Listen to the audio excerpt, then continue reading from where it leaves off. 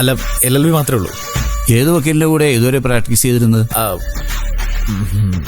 അത് ഇൻഡിപെൻഡന്റ് ആയിരുന്നു. തുടക്കം മുതലേ ഇൻഡിപെൻഡന്റോ? സത്യത്തിൽ എനിക്ക് ഈ പ്രൊഫഷനോട് വലിയ താല്പര്യമൊന്നും ഉണ്ടായിരുന്നില്ല. ഒരു പ്രത്യേക സാഹചര്യത്തിൽ എനിക്ക് കോർട്ടിടേണ്ടി വന്നതാ. കോടതിയിൽ ഹാജരായി, വാദിച്ചു, ജയിച്ചു.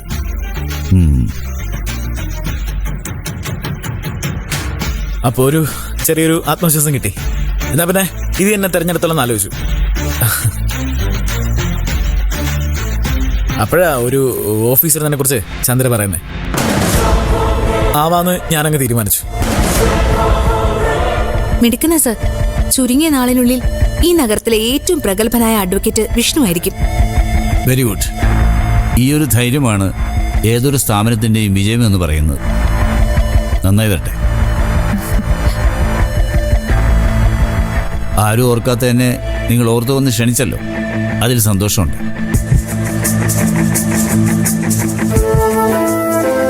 എൻ്റെ എല്ലാവിധ പ്രാർത്ഥനകളും നിങ്ങൾക്കിപ്പോൾ ഉണ്ടായിരിക്കും. പ്രാർത്ഥനകൾ മാത്രം പോരാ, കേസുകൾ വല്ലതും ഉണ്ടെങ്കിൽ അതും കൂടി തരണം. അതൊക്കെ സിദ്ധാർത്ഥ വക്കീലിനാ കൊടുക്കാറ്.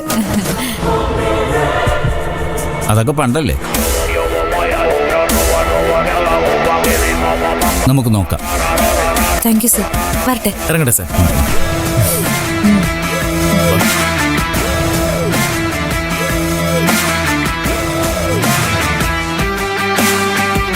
ഞാൻ പറഞ്ഞില്ലേ, ചെന്ന് കണ്ട ഗുണം ഉണ്ടാവുമെന്ന്. സ്വന്തമായിട്ട് ആശുപത്രിയൊക്കെ ഉണ്ടായിരുന്ന ആളാ. ആ പ്രതാപത്തിലേക്ക് വീണ്ടും തിരിച്ചു വന്ന അതിന്റെ ഒരു പങ്ക് നമുക്കും കിട്ടും. വാ.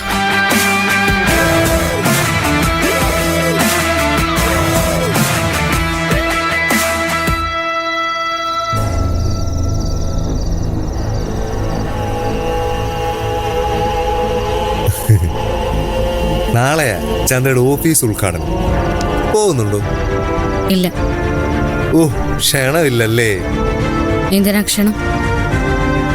ഒരു നല്ല കാര്യം നടക്കുന്നിടത്ത് ക്ഷണമില്ലെങ്കിലും പോവാല്ലോ. ആ, നീ പോണ്ട. നീ പോയാ ശരിയാവില്ല. അയ്യോ, അല്ലെങ്കിൽ ആര് പോകുന്നു? ക്ഷണിച്ചാൽ പോലും ഞാൻ പോകുന്നില്ല. അതോർത്താരും പേടിക്കണ്ട. എനിക്ക് പോണമെന്നുണ്ട്. പോണം, അതിനെന്താ തടസ്സം? മനോഹരേട്ടൻ ഇങ്ങനെ കിടക്കുമ്പോ ഞാൻ എങ്ങനെയാ? അച്ഛനെ കുറിച്ച് ഓർത്തൊന്നും അമ്മ വിഷമിക്കണ്ട. അച്ഛനല്ലേ, ഞാൻ നോക്കിക്കോളാം. വേറൊന്നും കൊണ്ടല്ല, ശരത്തിനൊരു ആവശ്യം വന്നപ്പോ സഹായിക്കാൻ അവളെ ഉണ്ടായിരുന്നുള്ളൂ. ബാക്കി സകലരും ആ വീഴ്ച ആഘോഷിക്കുകയായിരുന്നു.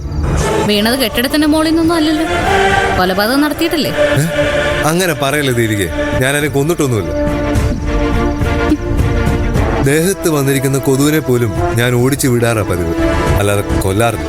ഓ, നീ അത്രയും അങ്ങോട്ട് അഹിംസാവാദിയെന്ന് എനിക്ക് അറിയത്തില്ലായിരുന്നു കേട്ടോ. അടുത്ത ഗാന്ധി ജയന്തി ഒന്ന് വന്നോട്ടെ, നിന്നെ ആദരിക്കാനുള്ള ഏർപ്പാട് ഞാൻ ചെയ്യുന്നുണ്ട് കേട്ടോ. അയ്യോ, എനിക്കൊരു ആദരവും വേണ്ടേ?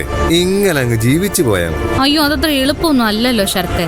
ഈ കർമാന്ന് കേട്ടിട്ടില്ലേ? അത് വരും, കണക്ക് ചോദിക്കാം. എന്ത് പറഞ്ഞാലും ഇവള് ദോഷേ കാണും. എന്തിനാ ശരത്തെ നീ ഇവളോടൊക്കെ സംസാരിക്കാൻ പോകുന്നേ? എനിക്കാരോടും ദേഷ്യമില്ലെന്ന്.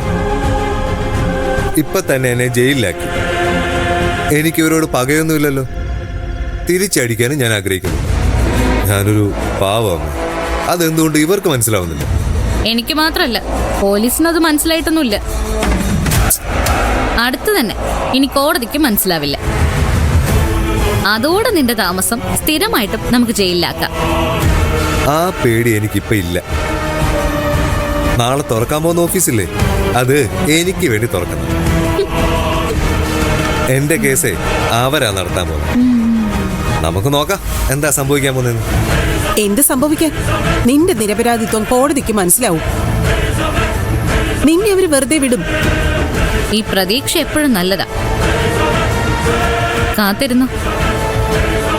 സംഭവിക്കാൻ പോകുന്ന എന്താന്ന് വൈകാതെ നിങ്ങൾക്ക് മനസ്സിലായിക്കോളൂ.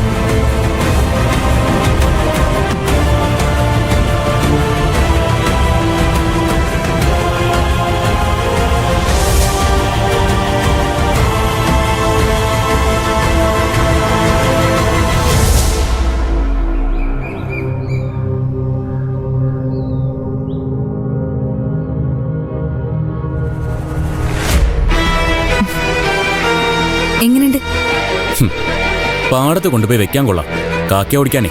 ആ ഇതിന്റെ പേരാണ് അസൂയ. ഇതിന് മരുന്നില്ല. സന്തോഷം. അല്ല, സിദ്ധുട്ട് മരുന്നില്ലേ? നിന്റെ കൂടെ ഞാൻ എന്തായാലും വരുന്നില്ല. പക്ഷെ ഞാൻ വരും. നിന്റെ ജീവിതത്തിലെ ഏറ്റവും പ്രധാനപ്പെട്ട ഒരു ദിവസമല്ലേ ഇന്ന്? ആറ്റുനോട്ടിരുന്ന ഓഫീസിന്റെ ഉദ്ഘാടനം. Advocate Chandra and Vishnu associates. പരിപാടി കളറാവുമ്പോ അത് കാണാൻ ഞാൻ ഉണ്ടായില്ലെങ്കിൽ അത് മോശമല്ലേ? ആ എത്ര തിരിയിട്ട വിളക്ക കൊണ്ടുവന്ന് വയ്ക്കുന്നേന്നറിയില്ല.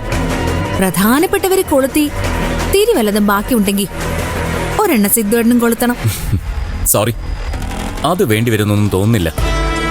അതെന്താ? അല്ല, അതിനു മുൻപേ തിരി മുഴുവൻ കൊളുത്തിക്കളയും.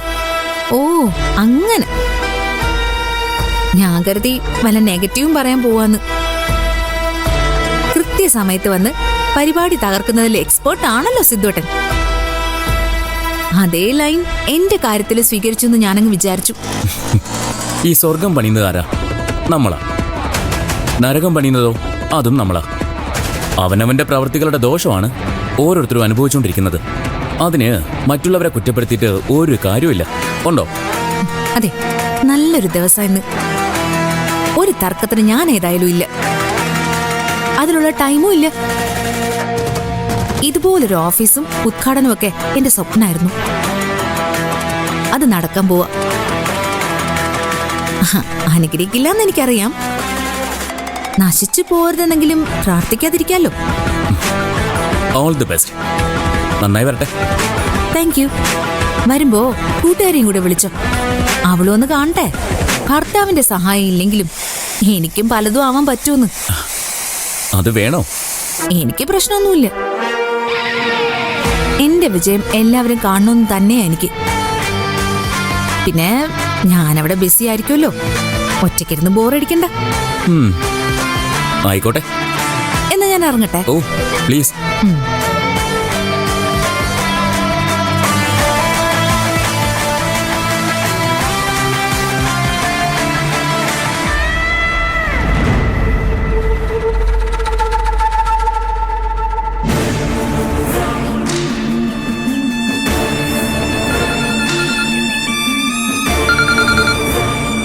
പറയ സാറേ.